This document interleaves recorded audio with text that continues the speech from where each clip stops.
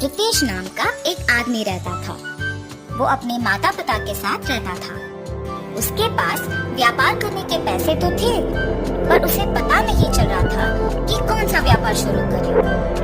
इसीलिए वो इस विषय में फैसला लेने के लिए अपने पिता के साथ चर्चा करता है। पिताजी, मुझे पता नहीं चल रहा है कि आपके दिए हुए पैसों से मैं कौन सा व्यापार शुरू करूं। अरे, उसमें क्या है, पकौड़ी का व्यापार शुरू करते हैं। पकौड़ी का व्यापार? हाँ बेटा, हमारे गांव में जलेबियों का, समोसे का, अचार का, पापड़ का ऐसे बहुत व्यापार है। तो तुम्हें कुछ अलग व्यापार करना होगा। गांव में जो व्यापार नहीं है, अगर तुम करोगे तो अच्छा लाभ पाने का मौका होगा। सिर्फ सादा पकौड़ी कौन खरीदेगा पिताजी? इसीलिए हम सिर्फ सादा पकौड़ी नहीं बनाएंगे। तो फिर हम सादा पकौड़ी में साथ साथ चिकन पकौड़ी, फिश पकौड़ी, मिर्ची पकौड़ी, आलू पकौड़ी, प्याज के पकौड़ी, अंडे के पकौड़ी जैसे अलग अलग तरह के पकौड़ी बनाएंगे। ऐसे हमारा व्यापार को बहुत लाभ मिलेगा। रितेश को अपने पिताजी के बात सच लगे, परंतु मुझे इतने प्रकार के पकौड़ी बनाना नहीं आता है ना पिताजी। मुझे भी तो बनाना नहीं आता। हम खुद इन सब के विधि बनाएंगे और इसके लिए तुम्हारी माँ भी सहायता करेगी। ऐसे कहकर रितेश के पिताजी रितेश को प्रोत्साहित करते हैं। फैसले के अनुसार पकौड़ी को बनाने के सामग्री रितेश खरीद के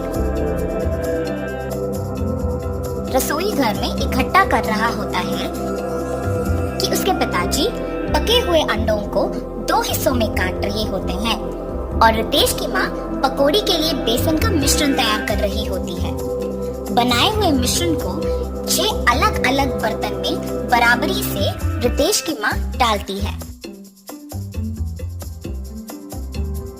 रितेश के पिताजी पहले बर्तन में कटे हुए अंडे, दूसरे बर्तन में कटे हुए प्याज, तीसरे बर्तन में कटे हुए मिर्ची, चौथे बर्तन में कटे हुए आलू, 5वें बर्तन में कटे हुए केले और छठी बर्तन में कटे हुए चिकन के पीसेस डालते हैं और फिर एक एक करके उन सारे अलग तरह के पकौड़ी को तेल में तलते हैं। रितेश जब पकौड़ी का स्वाद देखता है तो उसको बहुत स्वादिष्ट लगता है। फिर वो अपने पिताजी के बातों को सच मानकर पकौड़ी के व्यापार को दृढ़ निश्चय से शुरू करता है। ऐसे शुरू हुआ था रितेश की जीत की कहानी।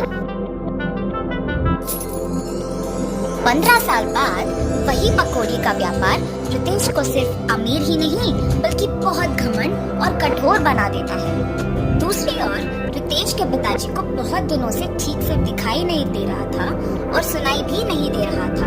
इसीलिए वो रितेश को चिकित्सा करवाने के लिए पूछने की प्रयत्न करते हैं, पर रितेश कभी उनको समय ही नहीं देता था। इसीलिए रितेश के पिताजी खुद अस्पताल जाने का निश्चय करते हैं, पर उनके पास पैसे ना होने के कारण रितेश की दुकान को निकल पड़ते हैं। अरे रितेश बेटा, कुछ दिनों से न कुछ ठीक से दिखाई दे रहा है, न कुछ सुनाई दे रहा है। चिकित्सा के लिए 3000 रुपयों की जरूरत है। थोड़ा मदद करो ना बेटा। क्या 3000 रुपए? उतने पैसे तो मेरे पास नहीं है। पर बेटा, कल ही तो तुमने बहू को बताया था कि हर रोज तुम्हें 30,000 मिलते हैं। आप पहले यहाँ से चलिए, कह रहा हूँ ना पैसे नहीं है। और घर चले जाते हैं। घर पहुँचने के बाद चिकित्सा के पैसे मांगने रितेश के पास गया था, पर उसने ये कहकर भेज दिया कि उसके पास पैसे नहीं है। क्या 3000 के लिए उसने ऐसा कह दिया? व्यापार तो अच्छा चल रहा है ना।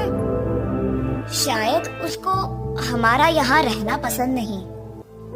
बहू ने भी खाना सिर्फ उन दोनों के लिए बनाया है। मैंने हम दोनों के लिए खाना बनाया है। तो फिर यही है, हमारा यहाँ रहना वो दोनों चाहते ही नहीं है। चलो इसी रात को यहाँ से निकलते हैं। ऐसे फैसला करके दोनों उसी रात गांव से निकल जाते हैं। माता पिता के लापता होने पर भी रितेश को चिंता नहीं हुई। अगर किसी ने पूछा तो कहता था कि तीर्थ यात्रा पे गए हैं। रितेश को पकौड़ी के व्यापार में लाभ ही लाभ आ रहा वो उसके दुकान में 10 और सहायक को काम पे लगा के उनको सारे पकौड़ी के विधि सिखा के काम करवाता था। इसके अनुसार उसने पकौड़ी के दाम भी बढ़ा दिया था। मिर्ची पकौड़े 5 रुपए के 10 पीस, प्याज के पकौड़े 8 रुपए के 10 पीस, आलू के पकौड़े 10 रुपए के 10 पीस, अंडे के पकौड़े 15 रुपए के 10 पीस, चिकन के पकौड़े 20 रुपए के 10 पीस और मछली के पकौड़े 25 रुपए के 10 पीस। पकौड़ी का स्वादिष्ट होने पर लोग भी बहुत आते थे, जिसकी वजह से रितेश का दुकान हमेशा भीड़ से भरा और व्यस्त रहता था और दुकान का लाभ भी दुगना हो गया था। रितेश ऐसे ही उसकी संपत्ति बढ़ाने में दिन भर व्यस्त रहता था और उसकी पत्नी भी अपनी समय अपनी सहेलियों के साथ बिताने में और पैसे खर्च करने में व्यस्त रहती थी और उनके बच्चों के साथ भी ज्यादा वक्त नहीं बिताती थी। बच्चों के देखभाल के लिए एक ताई को रख के वो चली जाती थी। रितेश व्यापार और संपत्ति के मोह में पड़कर दोस्तों के साथ वक्त गुजारता था और उसकी पत्नी उसके सहेलियों के साथ वक्त गुजारती थी। इस वजह से उनके बच्चे बहुत लापरवाही से पले बड़े। रितेश अपने बच्चों को अनुशासन से नहीं बड़ा कर पाया और अपनी बीवी को उसके शौक से दूर नहीं रख पाया। अब रितेश के साथ प्यार से 2 बातें करने के लिए भी कोई नहीं था। उस समय में उसको उसके माता पिता की बहुत याद आती है। मैं कितना मूर्ख हूँ, प्यार से देखभाल करने वाली माँ और जिस व्यापार को इतने जिम्मेदारी से देखभाल कर रहा हूँ उसका मार्गदर्शन करने वाले पिताजी को मैंने अनादर किया है। न जाने वो कहाँ हैं, क्या कर रहे होंगे। मैं तुरंत उनको ढूंढ के घर वापस लेके आता हूँ। रितेश अपने माता पिता को ढूंढने अपनी कार में निकल जाता है। गांव में ढूंढते ढूंढते उसको अपने माता पिता गंदे फटे हुए कपड़ों में नजर आते हैं। ये देख रितेश भाग के उनके पास जाता है और कहता है, आप ऐसे कैसे? ये सब मेरा ही गलती है पिताजी, मुझे माफ कीजिए और कृपया मेरे साथ घर चलिए माँ। रितेश को अपनी गलती का एहसास होता है और वो अपने माता पिता के साथ घर वापस आता है। अपनी पत्नी को बोलता है कि आज से जो भी होगा माँ के अनुसार होगा और व्यापार का सारा संपत्ति अपने पिताजी के हाथ कर देता है। रितेश सिर्फ सहायकों का और पकौड़ी के विधि का देखभाल करता है और उसकी पत्नी बच्चों का देखभाल और पढ़ाई का ध्यान रखती है। सुख संपत्ति और परिवार का प्यार पाके सब सदा खुश रहते हैं।